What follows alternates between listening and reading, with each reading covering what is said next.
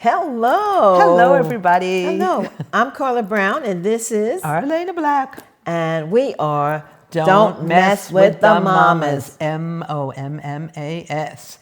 You are the protagonist of your life and not the victim of your destiny. So today we will be interviewing Arlaana and discussing her book, recently published, can be found on Amazon, A Day in the Next, a journey from Brooklyn to Buddhism. So, Arlaana, why did you decide to write your memoir? Okay, so it's a little promo, not too much of a promo today, but here is the book cover, and it's got a picture of my husband's painting, my mom, big story there, when I was performing, when I was a singer, photo of when we had our restaurants, and a photo of my family, including Spencer, our wonderful son, and our little pug, Zoe. So I wrote this book because I've always wanted to encourage people. Mm-hmm. And just like when I got married and all the women got up and sang The Impossible Dream because they say if she can get married, anyone can. Mm-hmm. My life has been such a roller coaster in so many ways, so many impossibilities. And I wanted to encourage people that anything and everything is possible. Mm-hmm. That was my desire. Okay. And it started when I was 7 months old. I didn't start writing when I was 7 months old. But when I was 7 months old, I had 107 fever. So I really should have died. And I think somehow something inside of me said, okay, if I'm going to be alive, I have to do whatever I can in this lifetime, maximize this lifetime. So I don't know if it was a combination of wanting, my freedom or whatever it was, but when I was in the crib, I used to my mother used to dress me in pajamas and I undressed, and she dressed me and I undressed. And when I was 3, I ran away from home. So I think I always wanted to be an explorer and be independent. I didn't want to have anything, stopping me. And should I just get into all the escapades at this point? Yes, you should. Okay. You should. Okay, thank you, Carla. Carla and I are such good friends. But not only we are, SGI members of the SGI and practice Buddhism together, and we're both from New York. She's from the Bronx. I'm from New York, Brooklyn, and then Manhattan. But we're just born. We have a few weeks apart in age, and we just have so much in common, and we really adore each other. So I think one of the biggest moments of my life is when I packed my bags and I went to Europe on my own when I was 19 years old, and that's a big part of the book. I went for 4 months by myself all around Europe. I ended up in a heroin den in Paris. I thought that was the end of my life, so that was the first of 3 times that I almost died. I really kept on skirting death in so many ways. And I ended up in a communist country where I was almost arrested, and just like so many crazy things. I lived in the caves in Greece for a while. So that was my spirit, to always be independent. An adventurer. An adventurer. And I always loved to sing. And so when I was little, I used to go around the house and pretending I was an opera singer. And I asked my mother if she thought I could sing at the Metropolitan Opera House. And my mother, because I had, this fever, and I'll get back to the heart problem in a minute, she was always very protective of me. And she didn't want me to experience disappointment. So I lived a kind of a sheltered life. So she said, well, Arl, and she used to call me Arl, I don't think, it's stiff competition, I don't think you could do that. And I think that was really discouraging for me, even though, many years later I ended up studying voice and singing in clubs in New York. Mm-hmm. And at the time I was given a contract to go out to California, and I was mm-hmm. told I'm going to be the next big star. Mm-hmm. I was so naive, and when I read the contract, they were going to tell me what to wear, what to sing, you know, control my life, and it was just so against my adventurous, explorative nature. But backing up, so my second time I almost died was when I had this high fever. It left me with a heart murmur. And when I was little, I was in and out of hospitals for children with heart problems and fatal illness. And actually there I met this young man, Cliffy. He was a child, actually. And I knew he was going to die, you know. And that really impacted my life as well. You know, and I realized it's so important to have deep compassion for one's life because we never know. You know, so I think that started me on a journey of really caring about others and wanting to encourage others.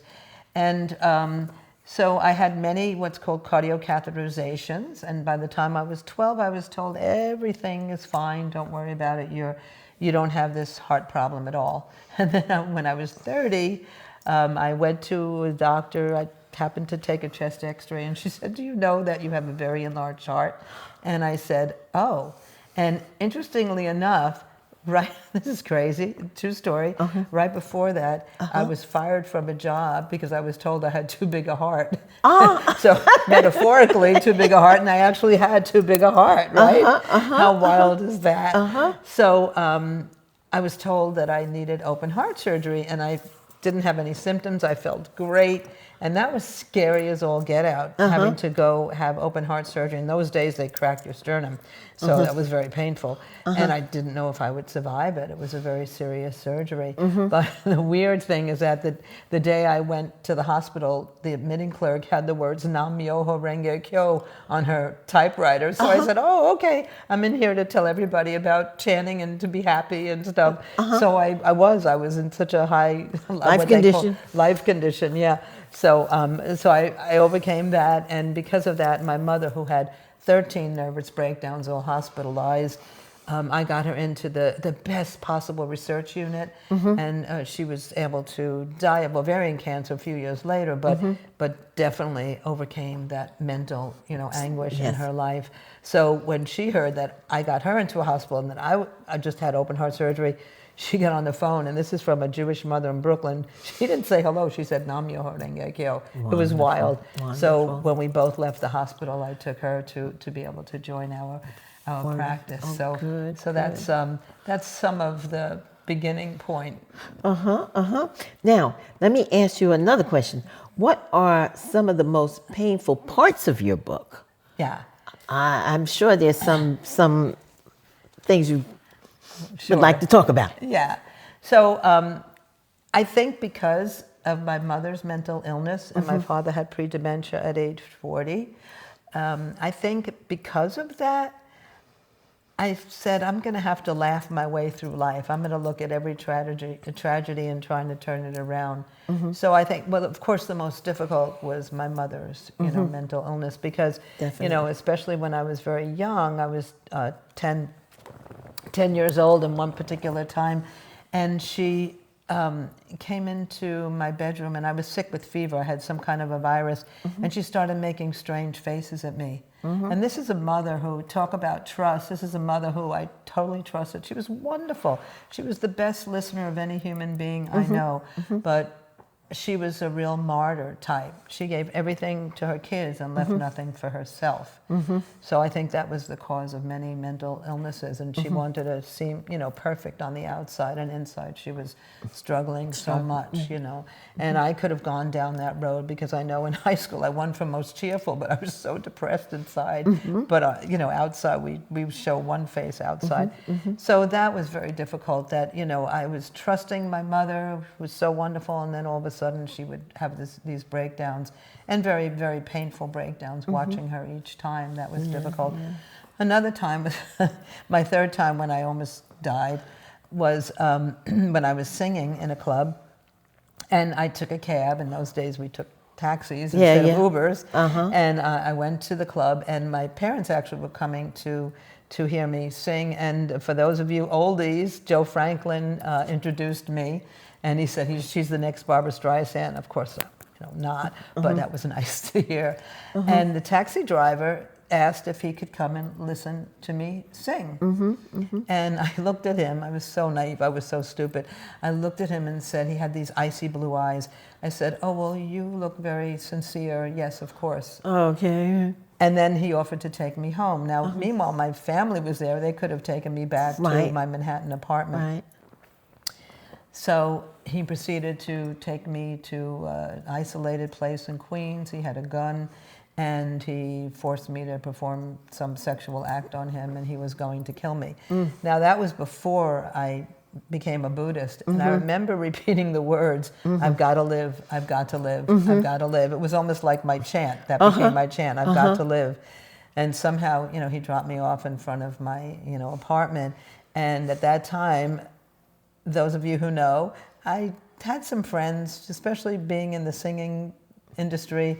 I had some boys from Brooklyn, if you know what I mean. Yeah. Well, one boy from Brooklyn was able to get in touch with him. I don't even know how he found him. And just to say, I mean, he was alive, but he never drove a cab in New York City again. So that was one of my crazy ventures. But yeah. But again, between my illness and almost dying, and my mother and my father, one time when my mother was carried away, and it was very painful because she was so manic that everybody had to run and catch her. And in those days, they just locked you up, and she had electric shock surgery, therapy, and that was really, really, really difficult to see. But my father put his head down in his hands and said, "I'm going to put my head in the oven." Now, this is after 2 young girls, because I had a sister who unfortunately and very tragically died from pre-dementia last year. But we were so young at the time, and then our father, we were depending on him, and he said he's going to put his head in the oven. So it was not, they didn't have an easy time of it. So, I said, because I had a difficult life, I had to make myself laugh and others laugh. I always wanted to. That's why I wanted to be an entertainer. I do have a good voice, and the whole idea of making people happy and making people laugh was always something wonderful to me. And that's sort of why I became a Buddhist, because I loved the idea of world peace through individual happiness. It made so much sense. Let me ask you one question. What does having deep compassion for your life mean? Oh, wow.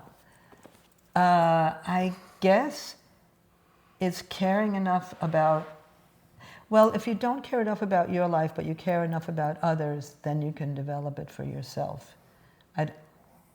That's sort of what I think about, because I was always external, I was always thinking about others, but I had a hard time, just like my mom and like my sister too, thinking about myself.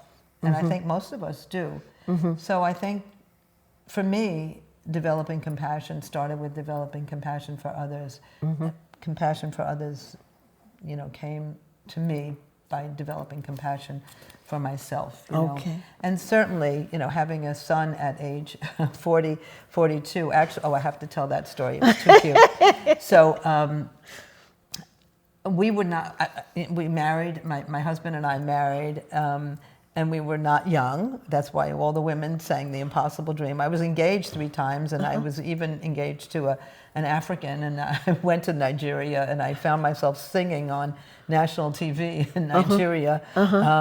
And I was going to spend my whole life in Nigeria, and I was staying in a place where nobody had seen a white person before, so that was enough of it. That was a crazy story. But I realized that although the people in Nigeria were amazing and wonderful, it was just too difficult a culture for me. So I came back, and my friend, who's African American, gave me away at the wedding, and she comically said, well, she didn't marry a black man, but her last name is Black, so she'll be called Black for the rest of her life. I mean, I couldn't say that. She was able to say that because she's African American. But anyway, so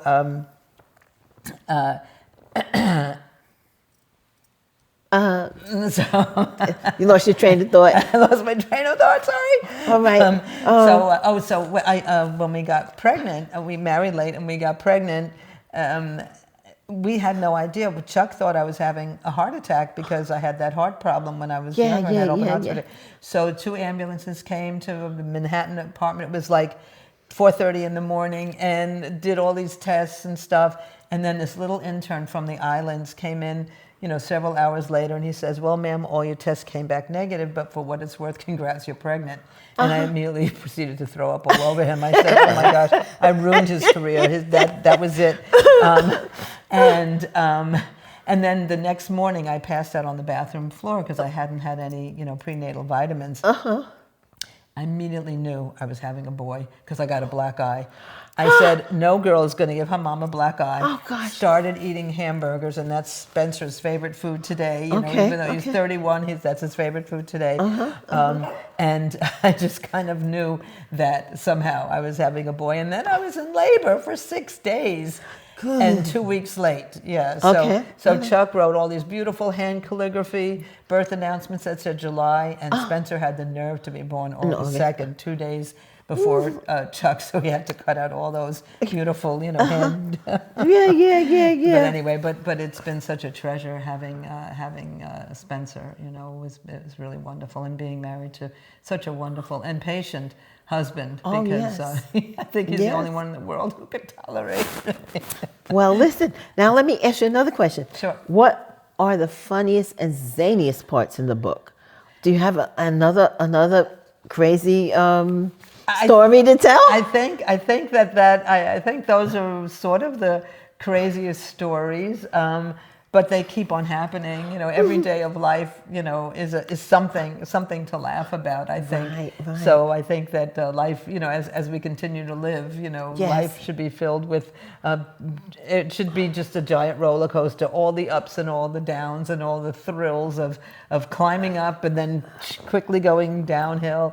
So I think that just living every day has been zany and exciting. And Carla, I have to say, you two are so creative. I know you haven't written a book, but you write so much poetry and you do so much writing, and you're an amazing photographer. You're so talented in so many ways. And also, Chuck is so talented. And oh my gosh, I'm not even talking about the restaurants. Well, a big part of the book is how to run a gourmet restaurant on 4 microwaves and an oven on an island in the South. Okay. So that's the most zany, actually. So we decided that we're going to start a restaurant. Neither of us had any experience, nor did we have any money, but we took a home equity loan. Okay. The reason we got the lease on the restaurant is because of Aunt B, a potbelly pig. Okay. Aunt B is a potbelly pig. Okay. So the one who owned the strip mall that we started our restaurant on, his girlfriend owned a potbelly pig.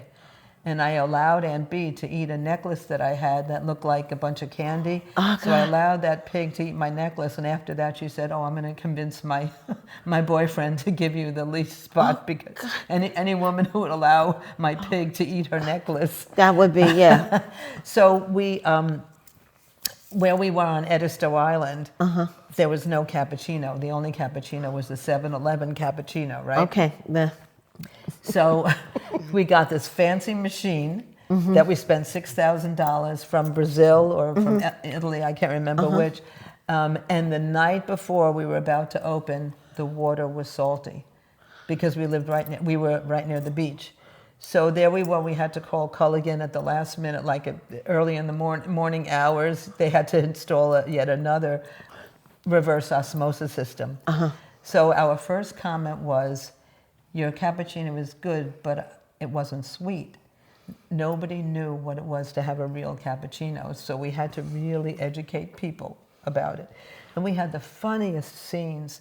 One woman came in, and very much a country woman, right? Country bumpkin. And she said, give me the real stuff. I don't want those weeds. And there were those fancy Italian greens that we used on the salads. So it was just such an education. We learned so much, and we learned so much about living in the South, coming from Manhattan, living in the South. And I think we taught so many people about what it was like to eat certain foods. And we started out just as a carry-out. And then we only had 4 microwaves and an oven, but my husband, Chuck, was making these baby rack of lamb, roast rack of pork, all these things that DHEC absolutely would have thrown us in jail for. But every time they came in, we hid all the meat. Okay. And we hid the meat, and then they thought, oh, you're just carry out, so we don't worry about you. We're not concerned about you. Right. But we did the most amazing meals. I mean, he got a 4-star review, and we didn't have a kitchen.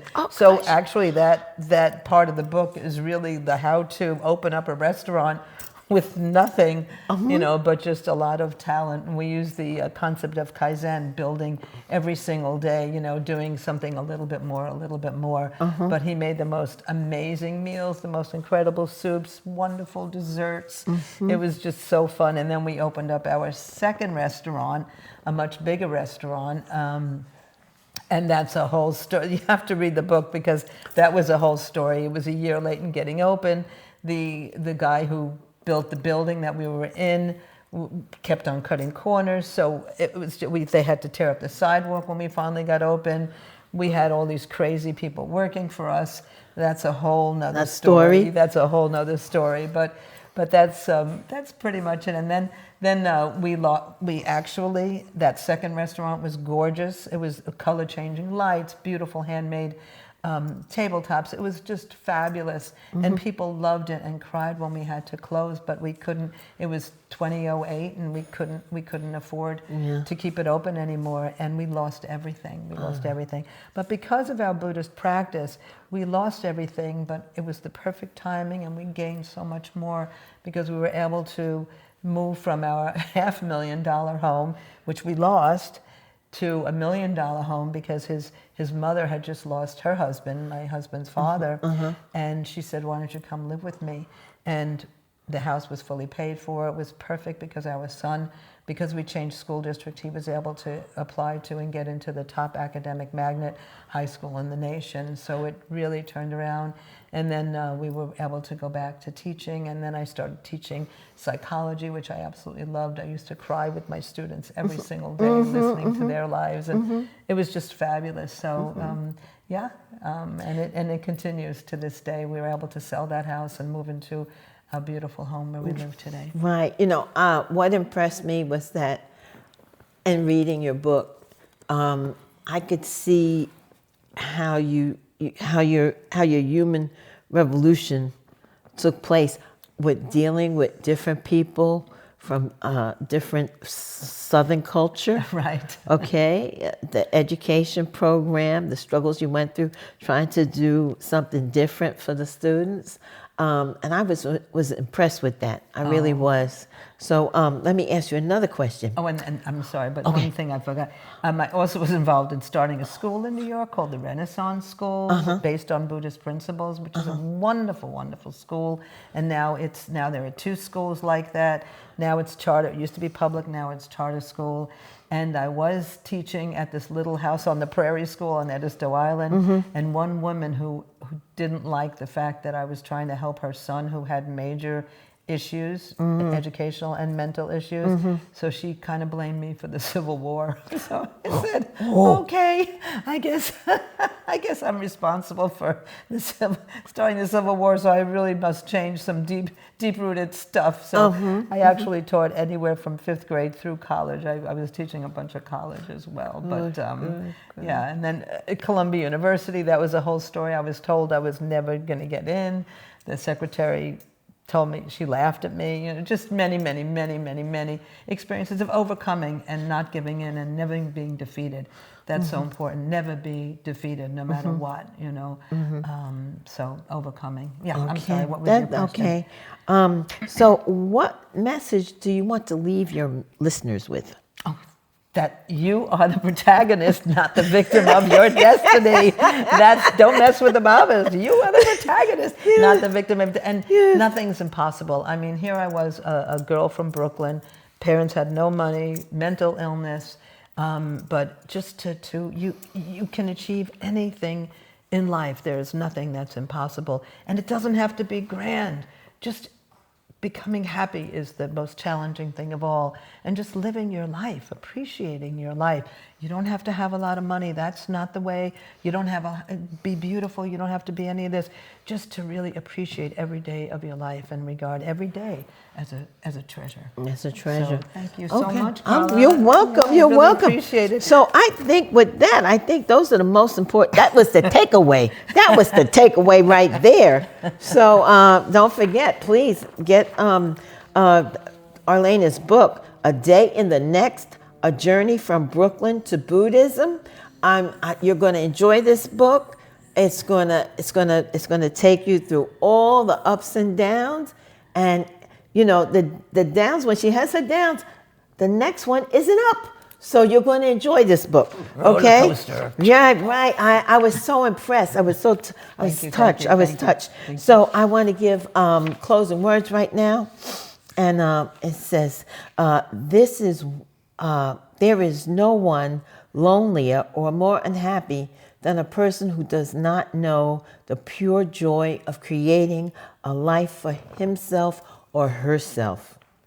To be human is not merely to stand erect and manifest intelligence or knowledge. To be human in the full sense of the word is to lead a creative life. And I think that's what I'm going to leave you with. You're quite welcome. We are. Don't mess with the Mommas. Mommas. Please write to us, Mommas, mommas.podcast@gmail.com. Don't forget, you are the protagonist of your life, not the victim of your destiny. Find us on YouTube and any platform. Yay. Thank you. Thank you so much. Thank you. You're welcome. Thank you. Bye.